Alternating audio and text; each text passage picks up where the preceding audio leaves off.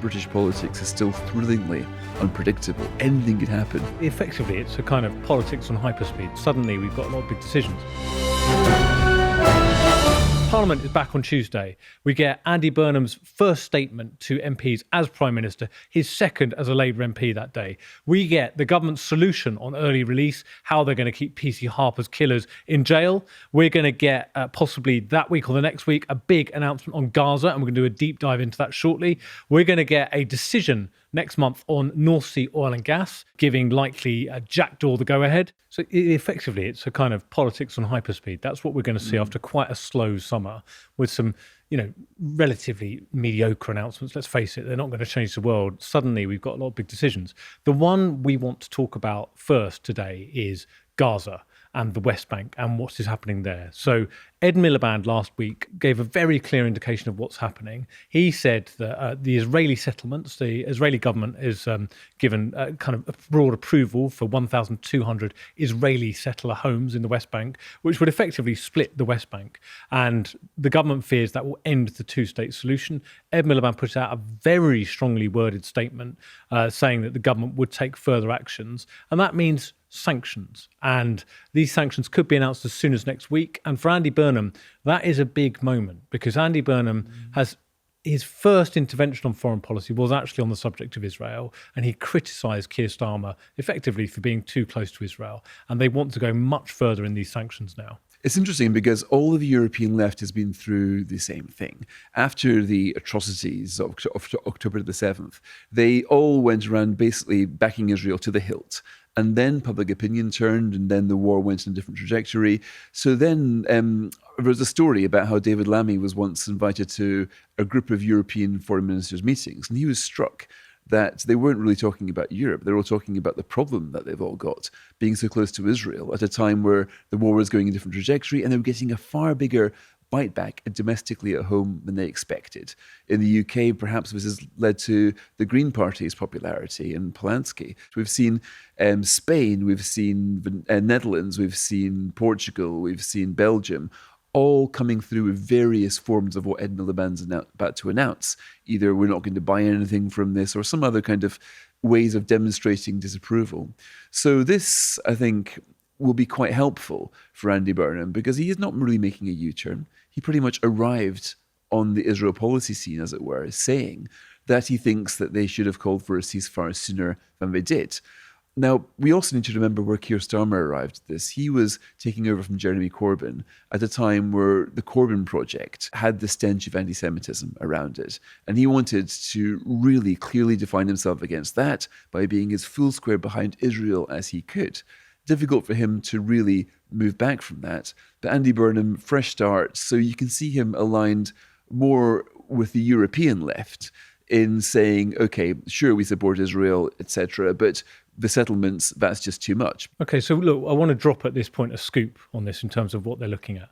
They're looking at two forms of sanction. The first one is straightforward. That is sanctioning individuals who are connected to the settlements. They've done that before. That will happen. Fine. Okay. The contentious one, Fraser, is the one that you touched on. And this is an effective trade ban on goods and services from these settlements. And what officials have been saying in the government is this is actually practically really challenging to do. There's the gap between the rhetoric and the reality of the policy. And that is because it's not as if these goods are labelled, this is a product of an Israeli settlement. They are kind of subject to the national labelling system of Israel. So the concern is that actually what you could end up if you go down this route is with a de facto trade ban for the whole of Israel of goods and services. And that would create a real backlash. So the question of how you do it, and this is Andy Burnham's latest lesson in Governing is Hard, Part 10. I'm sure there'll be many more of these, but that is what the Foreign Office officials are saying, that there's a real risk of this backfiring into a much bigger issue for British-Israeli relations. What he's got going for him, I suppose, here is that he is not the first person to have this idea. The Spanish passed exactly this policy at the end of last year, saying they wouldn't buy anything made in the settlements.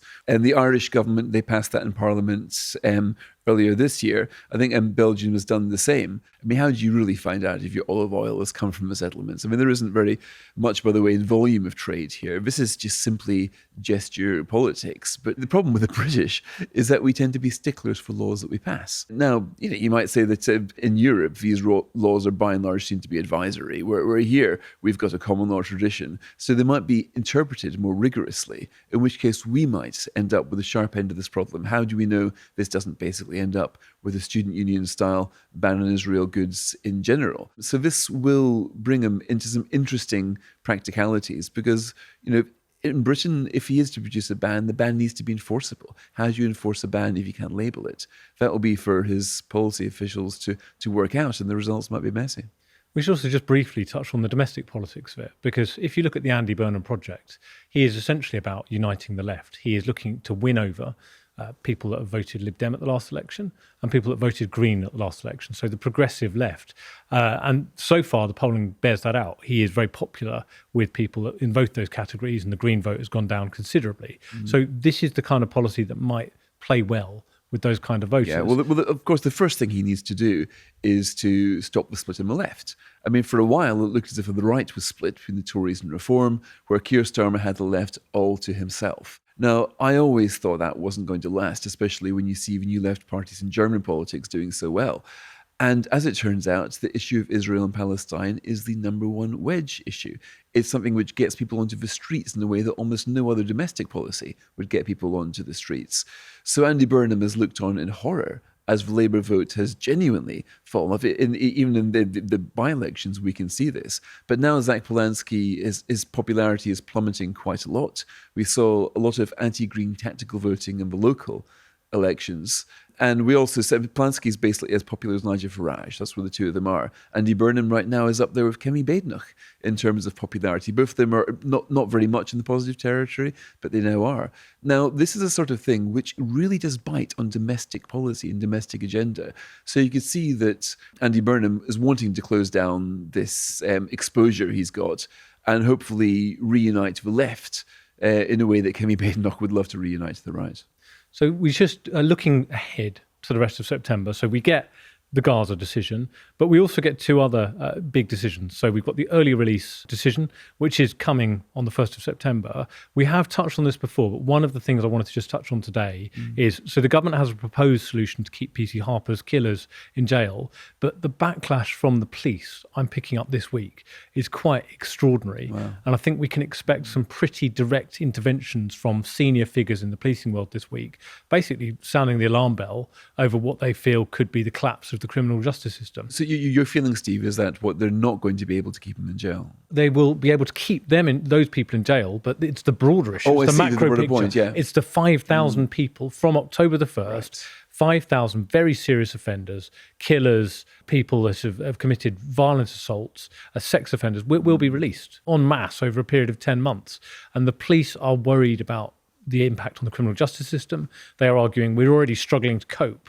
And I can just see this issue dominating all the way into next year. So how Burnham handles that is going to be a massive test. And that is what we're expecting some interventions on in coming days as police effectively lay down a marker, because they're going to argue, look, our budgets have been cut. Our ability to deal with this stuff is less. Mark Rowley, the head of the Metropolitan Police, has already been making that point publicly, that we're effectively being asked to clean up the mess of things that should be, people that should be in prison.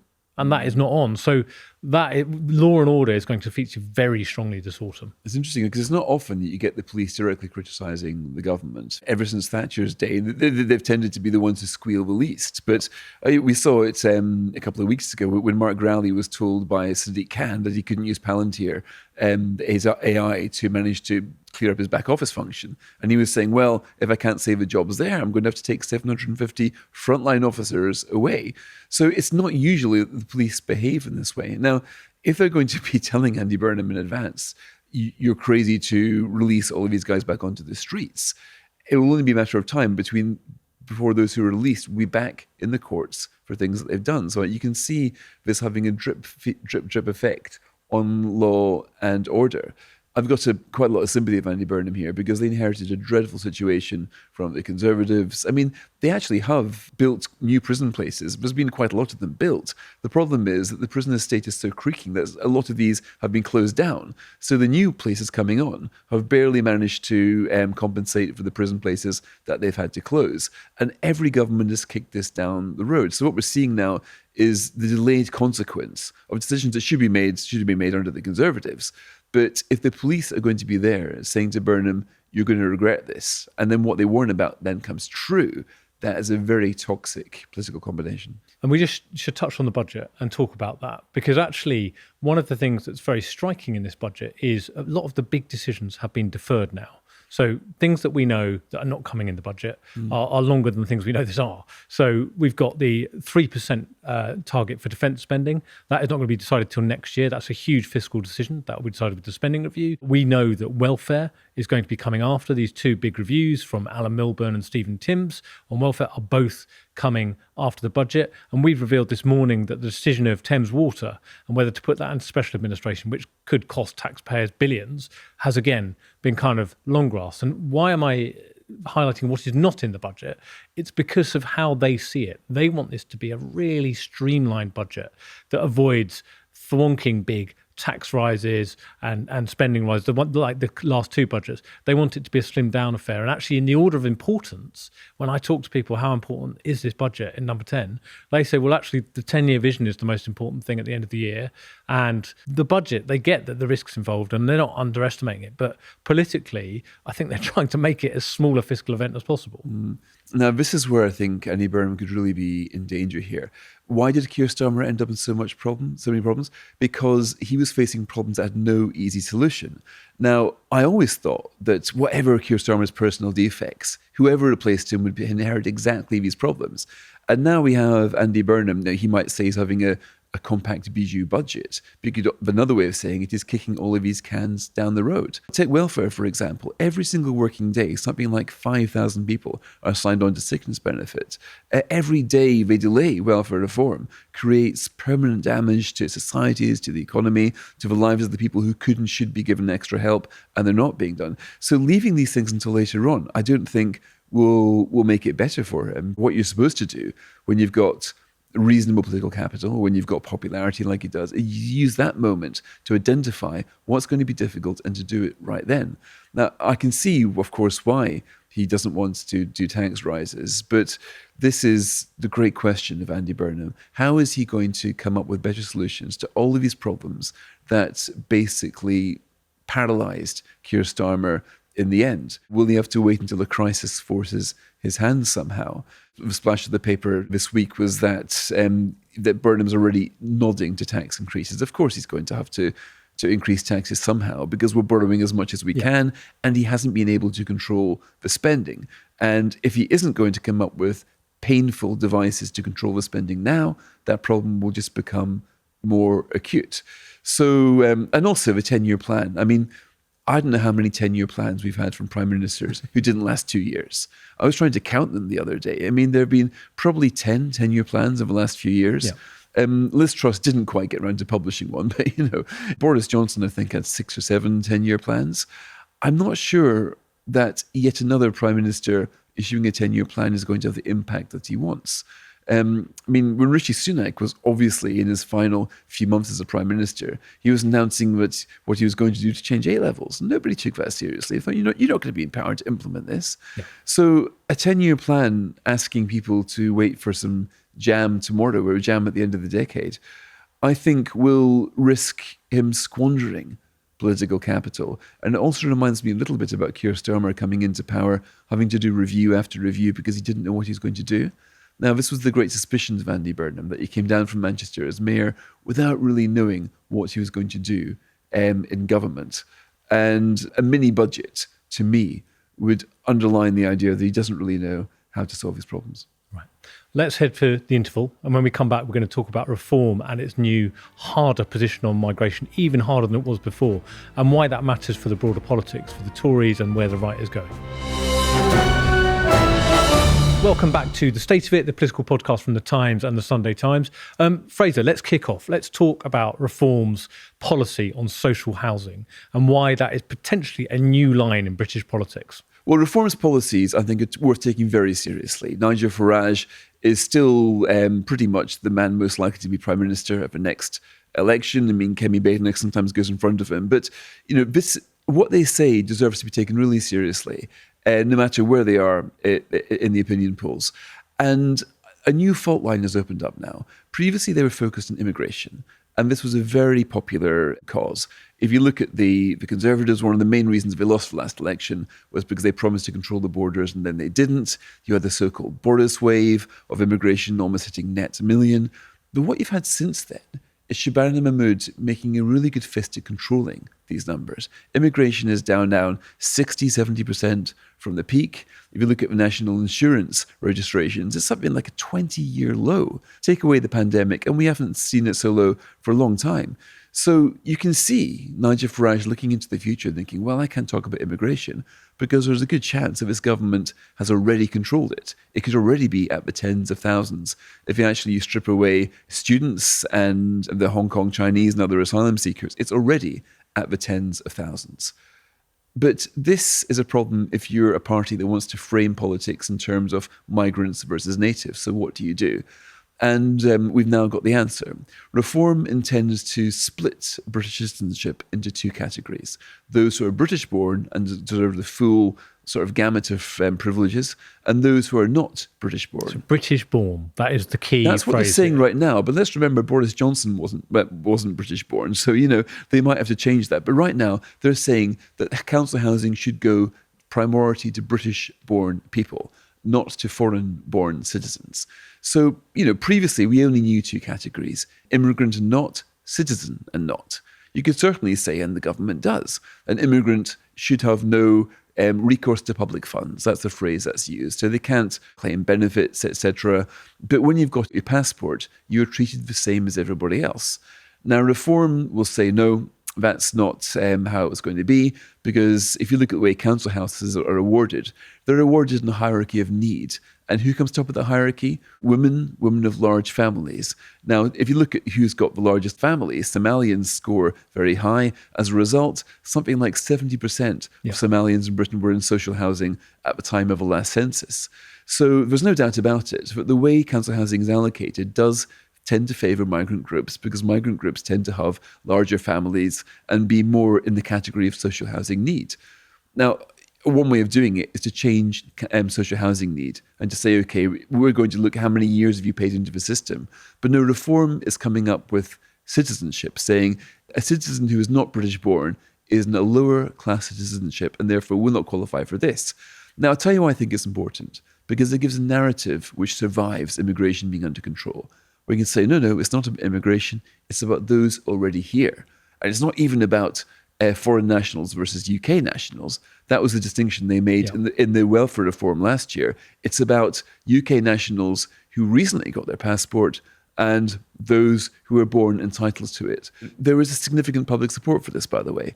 I don't want to diminish this as a crazy idea, but it is difficult. I mean, even in America, once you've got an American passport, you are as an American as anybody else. So this is difficult territory. It's new territory. But I do wonder if the Conservatives might end up doing something similar. A few days ago, we had Chris Philp, the Shadow Home Secretary, making a video outside London social housing saying, we've discovered a place where 75% of the social housing occupants are immigrants. Now, what he didn't say was that something like 80% of them were actually UK nationals.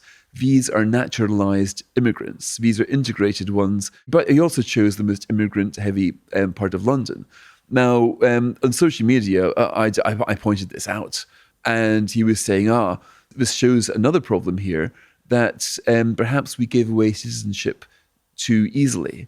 He then edited the tweet later on to take away we, referring to Conservatives, to saying perhaps citizenship was given away too easily. But that is the point Reform is making. If citizenship was given away too easily, by Chris Philp's telling and by Reform UK's telling, then what are you going to do about it? So the Tories might be next in saying that those who were given their citizenship in previous years were given it too quickly, too easily, and should have their privileges now retrospectively revoked. I mean, that also talks to how congested it is on the right now in terms of the battle for space, the battle for ideas, and the battle for public attention. You've got the Tories and Reform is basically, the latest YouGov poll has them almost within margin of error of each other for the first time in quite a while. So it's not quite a level playing field. Reform are ahead, but it's much closer than it has been for a long time. And there is a risk that it leads to a kind of arms race in who can do the most draconian hardline policy. We already see that with Rupert Lowe and Restore, who've got far harder policies than Reform. So it's how far are the different parties willing to go? Where are they going to draw their lines? I think this is fascinating territory right now, because there is a sense that the old gatekeepers, as it were, traditional media, are now out of the game. If you look at the top 10 news sources, it's all social media or broadcasters. And if social media is now saying things like, is Rishi Sunak even English? That kind of stuff. That debate is now mainstream on social media. So if that kind of Overton window has been smashed, and you can now talk about, let's deny social housing to immigrants who have got UK citizenship, then perhaps there will be a constituency there. So what's happening here is we're seeing the right explore this territory. Perhaps it's now permissible to say stuff that the papers would tell you off for. Perhaps it is now time to see how far we can go in ethno-nationalism. There's a phrase, a meme called UK, Y-O-O-K-A-Y, which is a derogatory term effectively for non-white Brits. Now, is it okay to use this term? We're now seeing Tory MPs use this term. Can we dabble in this waters to show that we're experimenting in cultural politics, as it were? Are there more votes to be found here? Now, of course, you've got Rupert Lowe as the most hardline here, if you take away Tommy Robinson. So Rupert Lowe is saying all sorts of things, ban kosher meat as well as halal. And in the Makerfield by-election, you saw Reform face a dilemma. How much do we dare chase Restore UK and Rupert Lowe here? And by the end of Makerfield by-election, you had Robert Jenrick, I think, literally endorsing the death sentence. Now, I'm not sure that did them many favours. There was a feeling there that they'd gone a bit too far, and they'd managed to galvanise an anti-reform tactical vote. So this is the great dilemma. Is it possible to explore new territory? Is it possible to split British citizens between the native, the true-born, and the kind of foreign-born? And will that be acceptable territory? And if so, how far do we dare go? And I think we can keep seeing these experiments. You'll do a policy here, a tweet there, you'll get a Tory video here and there, just seeing if there is any kind of reaction. How far dare we go? Is there resonance? And where is the new dividing line going to be drawn? And the closer they are in the polls, and isn't it an amazing situation to see these three parties, all broadly speaking within the margin of error? It just goes to show you that British politics is still thrillingly unpredictable. Anything could happen in the next year or so. And I think a lot of them will be exploring these new policies to see if they can find support which has hitherto eluded them. And look, this isn't just a problem that Tories or Reform are facing in this country. It's actually a problem for Giorgia Meloni, the Italian Prime Minister. I just wanted to give you some colour, because Kemi Badenoch took a trip to Rome. She went with her husband, Hamish, and she met Georgia. They sat down in a perfectly normal tourist cafe, and I think Georgia had a coffee and Kemi had a hot chocolate, and they just talked politics. They're actually old friends. They've known each other since 2023. They got on very well. But in Italy, Meloni is facing a very similar threat from a kind of right-wing insurgent party, and that is a challenge for her. And while she wouldn't comment directly on Farage and the situation with Reform, her point was stand your ground, be your own woman. She said, that is how I've approached it. And that is how Kemi also views it. She thinks a coalition would be monstrous, all of these things. Of course, everyone at this stage in the game is going to rule out coalitions, confidence and supply arrangements. But I bet you bottom dollar, if the polls continue like they are, by the time we get to the next election, that is all we're going to be talking about, because the next government will probably end up having to be formed if no one can get an outright majority from either a left-wing coalition of some form or a right-wing coalition. So expect to see that. But as a result, you've got this intense competition to try to delineate, when actually, if you stand back, the policies for the Tories and Reform, a lot of them are quite similar. ECHR, broad approaches to Europe, broad approaches to migration, and therefore it becomes a contest of personalities. And do you like Kemi Badenoch more, or do you like Nigel Farage more? That's the kind of territory I think we're going to be getting more and more into in the next few years. It was interesting seeing Kemi Badenoch being enlisted in the Georgia Maloney kind of club. I mean, Maloney likes to go across Europe and make common cause with the Danish Prime Minister as well. She likes to find people who take her centre-right. She always regards herself as centre-right. Yeah. And it was also interesting to see that Kemi Badenoch's takeaway from this. She was saying, look, they all wrote off Georgia Maloney. They all said that she wasn't a significant character, that she'd be gone within 6 months, which is what people were saying about Kemi Badenoch when she became leader. But look at this. She's now, I think this week she became Italy's longest serving prime minister. For great stat with that. Just to give you that. So in the history of the republics in the modern era, effectively 80 years, she is now the longest serving government. That government is still under 4 years old, which I think tells you everything you need to know about Italian politics. Yeah, mind you, as Brits, I'm not quite sure if we can afford to laugh at this anymore. We're entering that as well. We managed 2 years on average now. So it's interesting to see that advice that Maloney is giving. In other words, do create that clear water with those on your right, as she did. And of course, I mean, this is relatively new policy for Kemi Badenoch to say, I'm ruling out even a post-election deal with reform. And doing that, she is trying to fish for the anti-reform tactical voting in the belief that there'll be some constituencies where a Labour voter will think, okay, Labour's not going to win here, but reform might, so I'm going to vote for Conservatives. So one of the best things that happened to the Tories recently was the Aberdeen South by-election, where they won it with almost half of the vote. Since when does that happen in a place where they've got absolutely no apparatus, really? They still managed to storm home. So we're seeing this as a new policy from her. And also, Kemi Badenoch does need to make these kind of foreign policies one of her weak points. People don't really know. They know what she thinks about identity politics. They know what she thinks about her domestic enemies. They don't really know what she thinks about the rest of the world and what kind of politician she is. So it would be interesting to see, of course, if Georgia Maloney, she likes to turn up to these CPAC conferences to quite often make common cause with the European right. Is she now drawing the line with the Nigel Farages of this world? So I think this is going to be, there's not that much in the way of really hard policy areas on the right. It's mainly about the tone that you take talking about migrants and talking about the country. I think that broadly brings us to the end of this week's episode of The Stage. So thank you for listening. Thank you to our brilliant producers. Thank you to Molly. Thank you to Euan. And thank you to Harry. And we will all be back next week.